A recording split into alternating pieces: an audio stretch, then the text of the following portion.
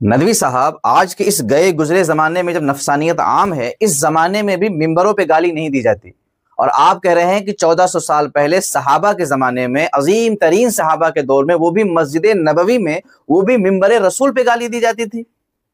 تو کیا آپ یہ مانتے ہیں کہ بڑے بڑے اکابر صحابہ، بدری صحابہ، بیعت رضوان والے صحابہ، فتح مکہ کے پہلے، فتح مکہ کے بعد والے، عشرہ مبشرہ اور یہ دیگر جو حضرات تھے، یہ سب خاموش تھے؟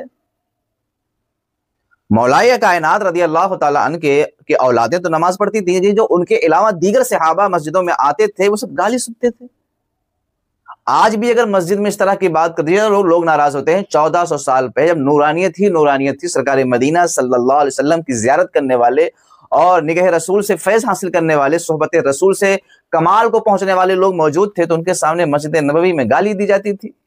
یاد رہے، آپ کا دعویٰ ہے گالی کا، تو آپ کتاب سے گالی دکھائیں گے، آپ یہ دکھائیں گے کہ تبری نے صاف لکھا ہے کہ ہاں گالی دی جاتی تھی۔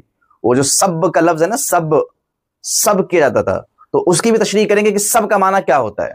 تو اگر سب کا معنی ہر جگہ گالی ہی ہوتا ہے، تو حضرت علی کے بارے میں بھی ایسی روایتیں ہیں کہ حضرت علی اور ان کے ماننے والے حضرات بھی سب کیا کرتے تھے، وہ بھی گالی دیتے تھے۔